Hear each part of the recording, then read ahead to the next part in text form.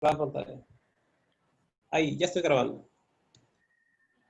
Entonces les decía, si alguien entró al final, dígamelo, porque ya pasé lista. Bueno, les Yo. comentaba. Dígame. Kimberly. Génesis Bonía. Kimberly, Génesis ponía. Diana, Kimberly. profe. Diana también acaba de entrar, está bien, Diana. Y Génesis ponía.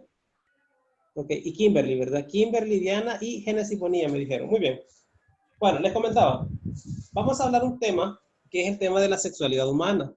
Cuando estamos hablando de la sexualidad humana, pues este es un tema que algunas veces para algunas personas es como una especie de tabú y que algunas personas pues no lo miran de la mejor manera. Y cuando estamos hablando de la sexualidad humana, pues estamos hablando de algo que forma parte de los seres humanos. Y entonces, como algo que forma parte de los seres humanos, yo lo que les pido a ustedes es que hablemos del tema de manera abierta, sin ningún tipo de tabú, sin ningún tipo de prejuicio, porque aquí estamos para aprender.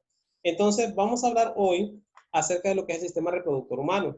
Solamente que antes de comenzar a hablar del sistema reproductor humano, vamos a comenzar resolviendo la evaluación que se encuentra en la página número 96 y 97 de su libro. Entonces, les voy a ir preguntando en función de las páginas 96 y 97 de su libro, que son evaluaciones diagnósticas. Solo quiero recordarles algo.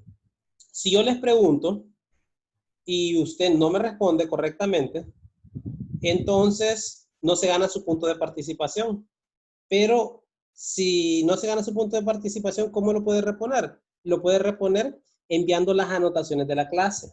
Enviando las anotaciones de la clase. Por ejemplo, imagínense que yo le pregunte a Ashley y Ashley no responda correctamente, entonces ahorita no se ganó su punto de participación. Pero si ella me envía las anotaciones de la clase, entonces yo eso lo tomo en cuenta como participación y ahí repone su punto. Entonces lo digo porque yo voy a preguntar si responde correctamente, tiene su punto de participación, y si no, envíe las anotaciones de la clase y ahí puede usted reponer su punto de participación. Entonces vamos a comenzar la participación de acuerdo al orden de lista. Y yo lo único que les pido es que tratemos de ser lo más, de estar pendientes y estar atentos, porque siempre yo pregunto de acuerdo al orden de lista. Y ustedes ya saben más o menos quién va después de quién. Entonces, para que vayan respondiendo y estén atentos. Vamos a comenzar con Sofía Orellana. Sofía Orellana, la primera pregunta dice, ¿en qué estructura ocurre normalmente la fecundación? 1, 2 o 3.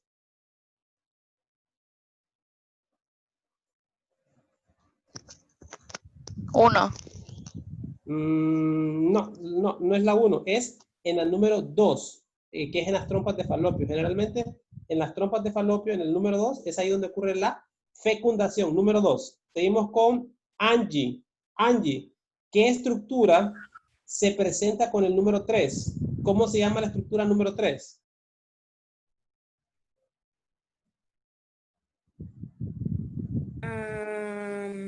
Útero. Útero, muy bien. La estructura número 3 que nosotros estamos observando en el libro es el útero. Muy bien, Angie. Seguimos con Ashley. Ashley, ¿cuál es la estructura que sirve de canal natural para la salida del bebé? El 1. El número 1, ¿verdad? Que en este caso es la vagina. Entonces yo les voy diciendo los nombres para que ustedes también lo vayan colocando ahí.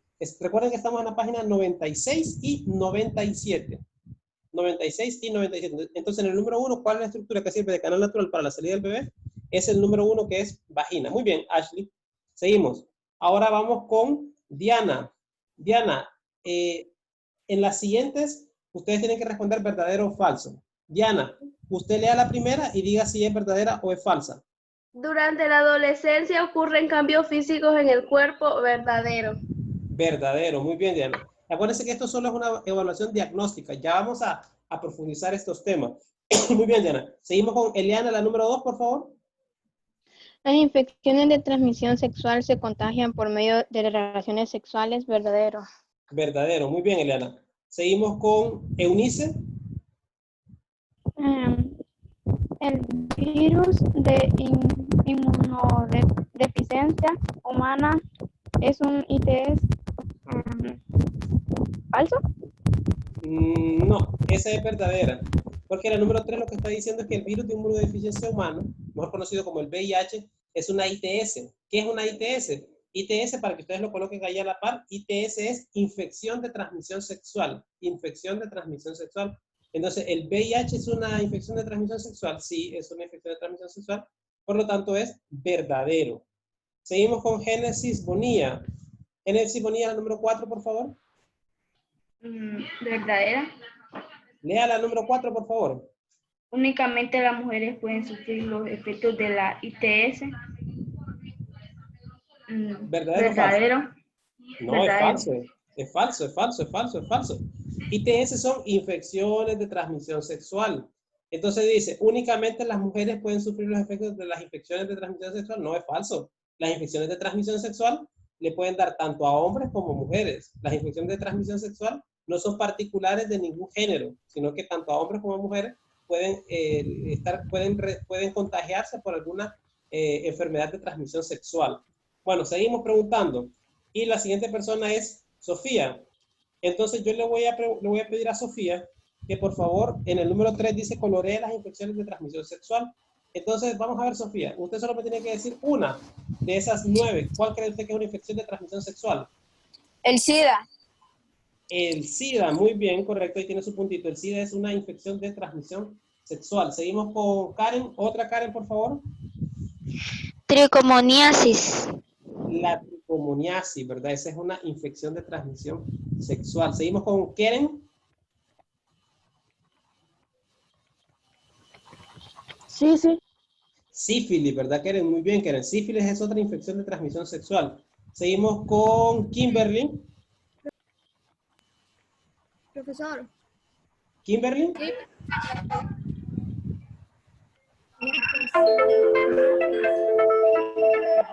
Parece que tenemos problemas con Kimberly.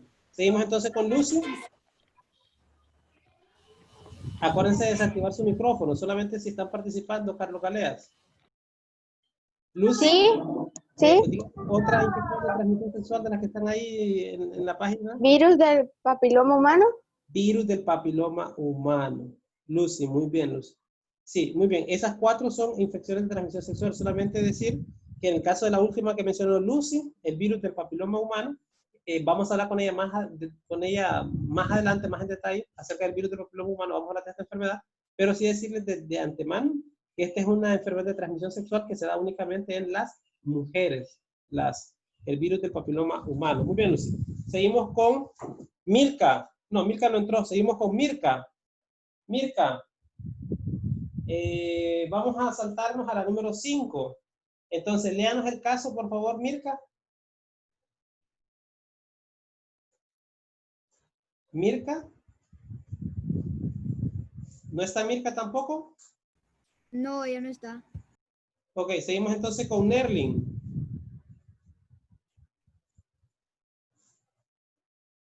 ¿Nerlin? ¿Tampoco está Nerlin? Ok, tampoco está Nerlin. Seguimos con Saidi entonces. Saidi, si nos lee el caso número 5, por favor, Saidi. Marque con las afirmaciones correctas Lea de la parte acuerdo izquierda, por favor. con el caso. La parte izquierda, Saidi, por favor. Carlos tiene 12 años. Le ha comenzado a brotar vello en las axilas, su voz se ha vuelto ronca y ha aumentado de estatura. Ajá. Entonces ahí le dice que marque cuáles afirmaciones son correctas. Para el desarrollo. De las 3 que tiene ahí, ¿cuáles cree que son las correctas? La número 2. La número 2, ¿verdad? Carlos experimenta cambios físicos y psicológicos. Y también la número 3, que dice cambios que experimentan están relacionados con la actividad hormonal. Las hormonas tienen un papel decisivo en los cambios que nosotros sufrimos para dejar de ser niños y comenzar a la pubertad y convertirnos en adolescentes. Vamos a ver, seguimos con Chelsea.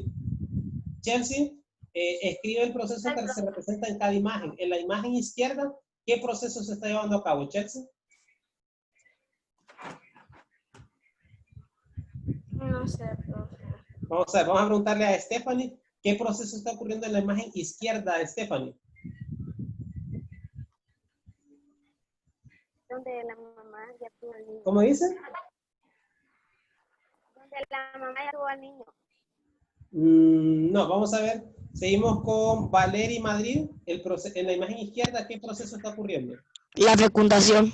La fecundación. Muy bien, Valeria Madrid. Ahí tiene su puntito. Está ocurriendo la fecundación. En la imagen izquierda es fecundación. Muy bien. Seguimos con Valeria Fernanda. Y en la parte derecha, Valeria Fernanda, ¿cómo se llama ese proceso?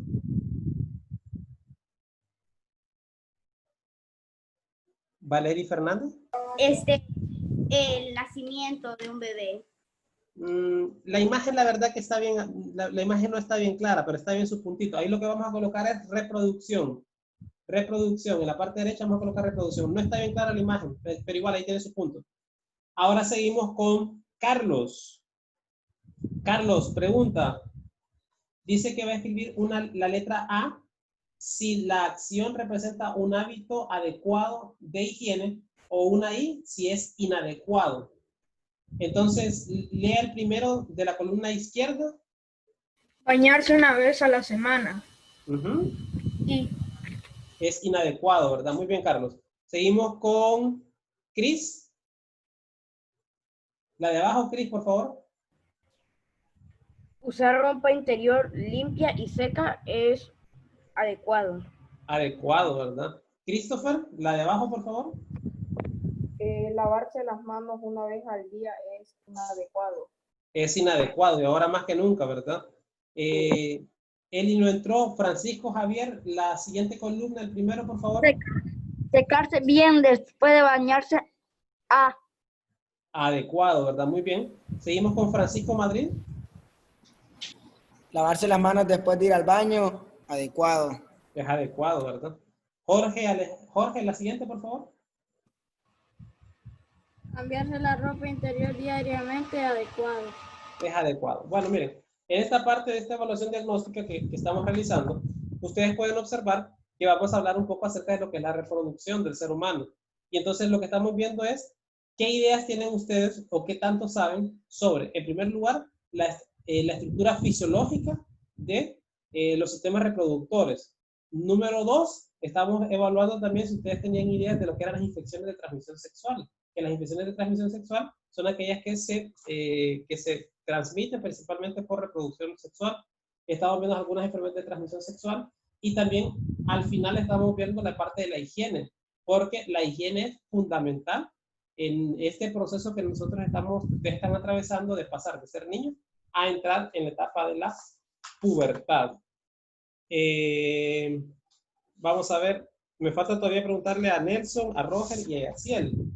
Entonces vamos a preguntarle primero a Nelson. Nelson, siempre en la página 97, ¿qué simboliza el color rojo?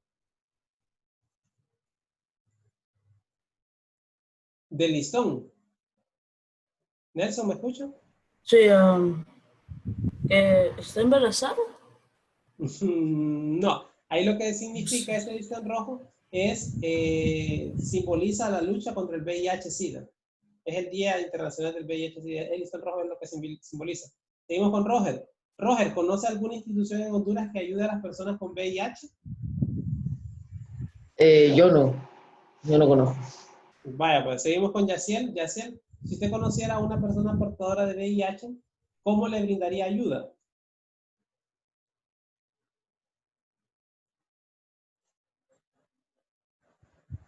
Yaciel, ¿me escucha?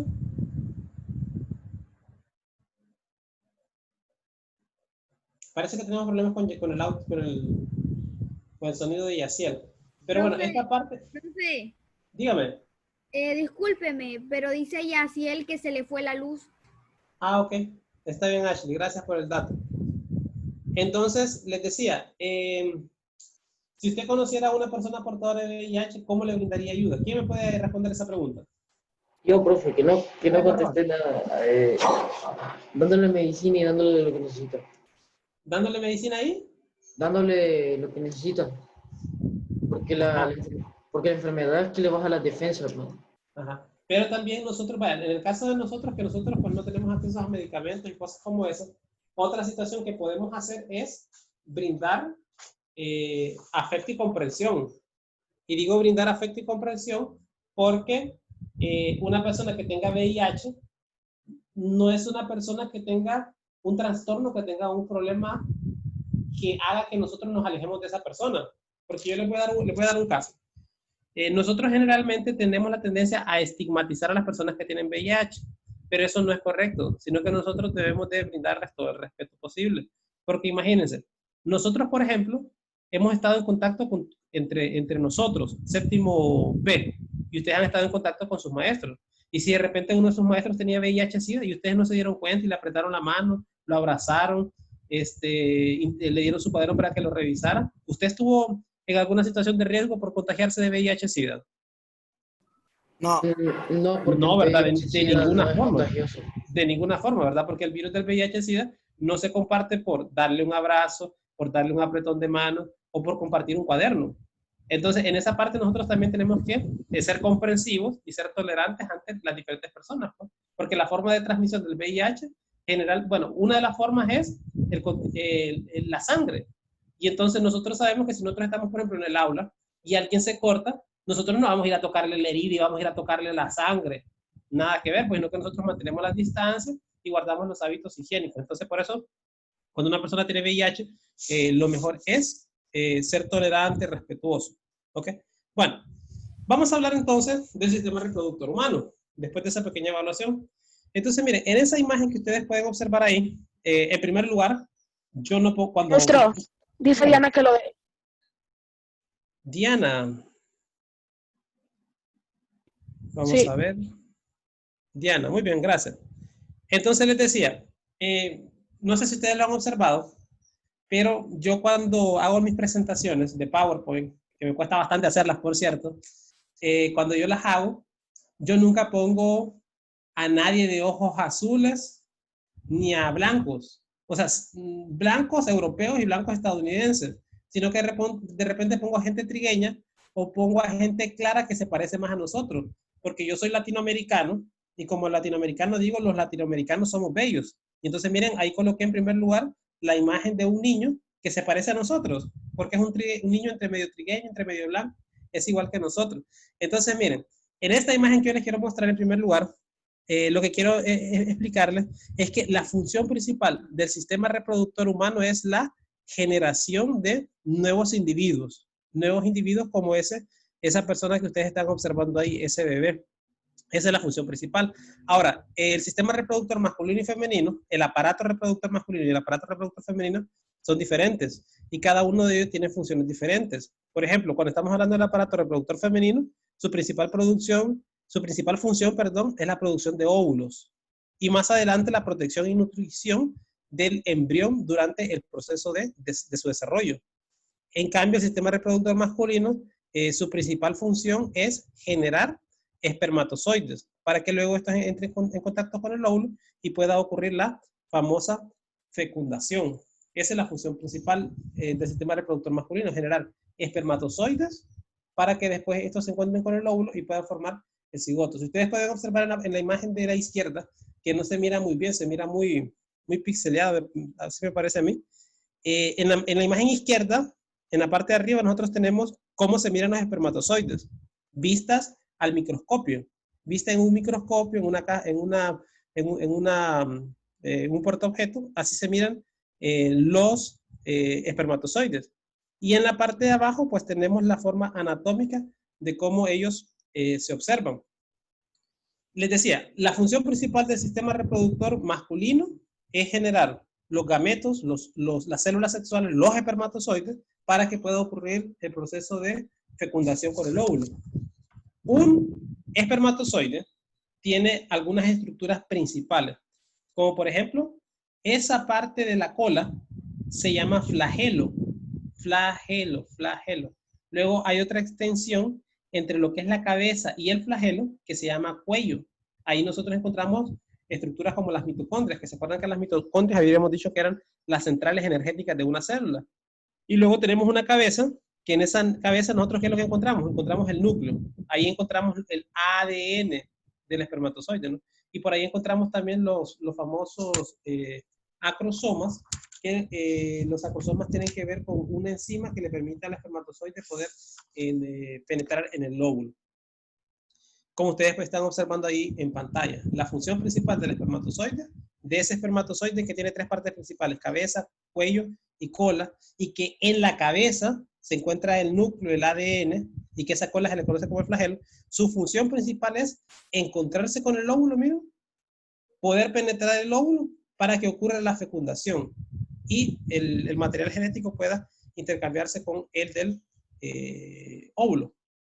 Miren, en esta parte, cuando el en la parte izquierda tenemos un óvulo y en la parte derecha tenemos un espermatozoide. Cuando el óvulo y el espermatozoide ya se unen, forman una sola estructura que se conoce como por el nombre de cigoto. Cuando el óvulo y el espermatozoide se unen, se forma lo que es el cigoto. Cigoto. Este cigoto comienza a dividirse. Esa célula se convierte en 2 células, esas 2 células se dividen en 4 y así sucesivamente. Y luego, al cabo de 4 a 7 días, se convierte en una estructura que nosotros conocemos como embrión. Embrión. Y cuando ya va por la 9ª semana, ya se le conoce con el nombre de feto, como ustedes están observando ahí en pantalla. Ahora, eso es el espermatozoide, ¿verdad? Pero el sistema reproductor masculino comienza a desarrollarse. En el caso, ahorita vamos a hablar concretamente de los varones, vamos a hablar del sistema reproductor masculino. Entonces, el sistema reproductor masculino comienza a desarrollarse en una etapa llamada pubertad, que esa etapa puede andar entre los 12, 13, 14 años. ¿Por qué ocurre eso? Ocurre porque en los testículos comienzan a generarse una serie de hormonas. Una serie de hormonas, conocido como testosterona. Testosterona. La testosterona es la hormona responsable de los cambios que nosotros experimentamos cuando dejamos de ser niños y comenzamos a entrar en la etapa de la adolescencia. Ahora, hay una glándula que se encuentra en nuestro cerebro, que justamente es la que ustedes están observando ahí en pantalla, que es la hipófisis, que la hipófisis es la que se encarga de regular todo ese proceso hormonal. Durante la adolescencia, o sea, durante esa etapa llamada pubertad, en la cual ustedes van a pasar a la adolescencia, se experimentan de manera general, en el caso de las niñas y de los niños, cambios a nivel físicos, a nivel psicológicos y a nivel social. Físicos, psicológicos y sociales.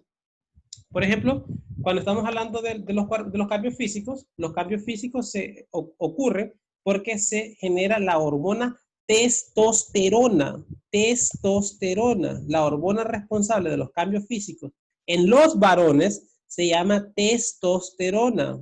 ¿Ok? Los cambios físicos en los varones son ocasionados por una hormona llamada testosterona. ¿Esa testosterona qué hace? Pues miren, como ustedes pueden observar ahí en pantalla, de los cambios físicos, pues comienza el famoso estirón, en el cual comienzan los jóvenes, los adolescentes a crecer, como ustedes están observando ahí en pantalla.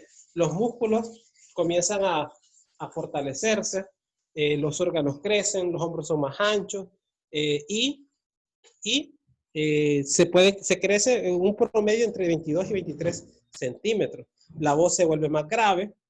En los testículos se comienza a generar espermatozoides y también crece vello en zonas donde antes no crecían, como por ejemplo las caras, axila, etc. Y en algunos jóvenes comienza la aparición del acné. No en todos, sino que eso tiene que ver también con una cuestión genética. Con algunos aparece y con otros no aparece. Pero no solamente ocurren los cambios físicos, sino que también ocurren cambios a nivel analítico. O sea, dejamos de ser niños y nuestro pensamiento también cambia. Y entonces nos volvemos personas un poco que pensamos las cosas, nos volvemos un poquito más analíticos, nos volvemos un poco más maduros. Y en esta etapa también surge una necesidad. Ya no miramos al otro género como lo mirábamos antes, sino en el caso de los varones, ahora se quieren mostrar más viriles, se quieren mostrar que son cada vez más hombres, se quieren ver más viriles, ahí está la palabra, y entonces al mismo tiempo comienzan a mostrar timidez, y sobre todo cuando están con las niñas. También en esta etapa de la adolescencia se pueden sentir al mismo tiempo inseguros, se pueden sentir confusos, se pueden convertir, se pueden sentir rebeldes. Y eso, o sea, hay un desequilibrio. Y ese desequilibrio, ¿por qué ocurre? Ocurre por la testosterona que se está liberando. Y esos cambios de humor tienen que ver con una cuestión, tienen que ver con nuestro sistema nervioso. Y es que cuando nosotros entramos en la etapa de la adolescencia, hay un sistema que es el que se desarrolla primero, que es el sistema límbico. En el sistema límbico es donde van las emociones. Y entonces nosotros procesamos todas las situaciones que nos pasan en el sistema límbico. Y entonces, después del sistema límbico, comenzamos a desarrollar la parte de la corteza prefrontal, que ahí es donde ya nos encargamos de racionalizar las emociones y de regularlas. Pero antes, ustedes sobre todo, piensan o toda su cuestión emocional la desarrollan en el sistema límbico. Y el sistema límbico no es una parte de nuestro cerebro que esté asociado con el raciocinio, sino que es una parte más emotiva. Pero en la medida que ustedes van desarrollando, que la adolescencia va pasando en ustedes, van desarrollando la parte de la corteza prefrontal, y ahí es donde comienza el proceso de regular y racionalizar las emociones que ustedes sufren. Durante todo este proceso se presentan diferentes cambios de humor. Cambios de humor altibajos hormonales. En el caso de los varones, que de ellos estamos hablando concretamente, estamos hablando de las testosteronas. Y entonces aquí, si no hay la debida orientación de sus padres, pero que aquí no es el caso, pueden ocurrir peleas, pueden ocurrir problemas de drogas, y esto puede devenir en accidentes. ¿Okay? También durante la pubertad, como les decía antes, en la parte psicosocial de nosotros, el pensamiento evoluciona. Se vuelve más, su forma de pensar es más eficaz, son más realistas, se vuelven más maduros y también se vuelven más analíticos. Piensan y reflexionan las cosas. ¿Okay? No sé si tienen alguna pregunta relacionada con esta parte, que son los cambios físicos, psicológicos y sociales que se experimentan durante la No, profe. No hay pregunta. Okay. ¿Alguien más tiene alguna? No sé si alguien más. Pero es que no es una pregunta, sino que es algo que viene siendo como del VIH. Que yo vi un video donde estaban haciendo un experimento social, donde tenían una pizarra que decía, tengo VIH, me darías un abrazo, y solo como 5 personas le dieron un abrazo al muchacho. ¿Quién está hablando, perdón? Angie Hernández. Angie. Sí, Angie, mire. Bueno, eso lo vamos a hablar más adelante con el VIH, pero usted ya me dio ya me quitó la idea. Miren, yo cuando hablemos del VIH, yo ahí les quiero mostrar 5 caras bonitas para las señoritas y 5 caras bonitas para los varones. Y entonces yo les voy a pedir que ustedes elijan cuál les parece más bonita. Y entonces una de esas personas tiene VIH. Y entonces de repente nosotros vamos a elegir a una persona que tiene VIH y nosotros no nos vamos a dar cuenta porque, como les digo, el VIH no es algo que se observa físicamente. Y entonces nosotros no debemos de ir a la parte de la discriminación y todo lo que les estaba diciendo antes. Entonces uno no puede identificarlo. Ahí la única forma son medidas de cuidado, que son las que vamos a tomar, son de las cuales vamos a hablar más adelante, cuando hablemos del tema del VIH. Bueno, entonces si no hay dudas con respecto a estos cambios que se generan en la adolescencia, en el caso de los varones, vamos a avanzar y vamos a ir a lo que es la parte anatómica. Como les estaba diciendo, la testosterona es la responsable de todos estos cambios físicos y la responsable de todos estos cambios biológicos que nosotros podemos experimentar.